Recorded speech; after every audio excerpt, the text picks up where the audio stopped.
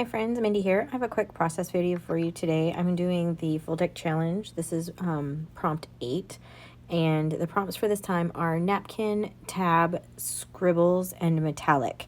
I do not have any decorative napkins, so I'm kind of cheating with this one and doing just some tissue.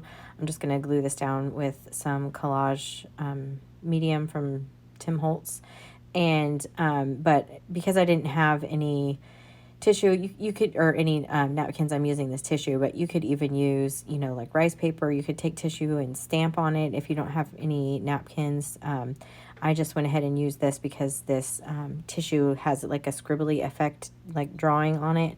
So it just kind of prompt, a lot of that gets covered up, but that's okay. So then I just dried that and I tore the edges around this card instead of cutting them. I want a really rough edge on this for what I'm going to be doing in a minute. And now I'm just going and getting some colors of distress paint. I have salvaged patina, prized ribbon, and I'm going to add just a little bit of broken china down there at the bottom.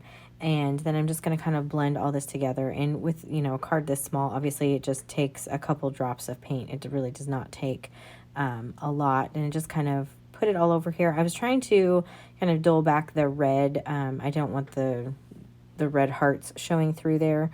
And so but I was also trying to kind of keep the black lines. You can kind of see them. It's hard to tell on camera, but you can kind of see them. But I added a little bit of white gesso that's been watered down over there on the right side. And I'm just going to kind of go through here and just kind of finger paint and just play with some paint and get the kind of look that I was after. I didn't really have any specific thought in mind other than I just wanted to use some things that were just sitting on my desk. And so I happened to have these paints sitting out, and so that's why I used it in that tissue as well. So I'm just going around, just kind of getting everything the way that I want it, and then I'm going to peel, I have a tag here. I'm going to pick up some of this paint, some of this excess paint, and that's actually going to give this card a really neat texture to the paint as well. So I really liked the effect that gave that. I'm just going to set that tag off to the side to dry, and then I came in with my fan brush and that watered down gesso there to add some splatters. In the end, I kind of knocked those back a little bit with this paper towel. I didn't want them overpowering because I knew I needed to add the scribbles on there, and so I didn't want it to be just kind of too much chaos. So one of the things that I want to use, I need to make a tab, and I had this also just sitting in a little scrap basket on my desk, and it has some of the same colors plus a little bit of purple in it, but it had some silver in it also, and I'm going to be using some silver here in a minute. And so I'm just tearing this down. I wanted a really like rough edge on it because my card has a really rough edge, and I thought it would look strange if I had like a perfectly cut out tab. That would be weird. So I went to use my Tim Holtz tiny attacher, and I only managed to get one staple in there, so I will come back later and do that. But I have this Irresistibles paint. This is just it's called a Pico Embellisher, and it's a real thin metallic paint with a needle nose tip on it. And then so I did my little scribbles. I just had some thoughts in my mind. I just kind of scribbled them out. You can't really read them, but that's fine.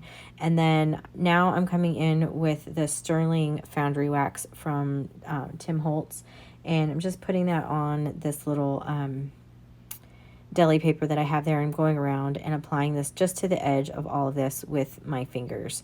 And you have to kind of work quickly with this Foundry Wax because it dries out really quickly, and then you can't use it. So I managed to get all the way around, and then and in order to use Foundry Wax, in order to like set it, you have to heat it, similar to embossing powder. It's not an embossing powder, but you do have to set it. So there I was just setting the piece that was on the deli paper, and then I just left this part in so you could kind of see the change in how it looks from when you first apply it to once you heat it. And it's just, I love Foundry Wax. It's so fun to play with. So and then off camera I did this, I typed out this word on my Dymo label maker that says faithful, and I want to add some silver around this, but the problem is I can't use the Foundry Wax because you have to heat set Foundry Wax, and if I heat set my label, my embossing will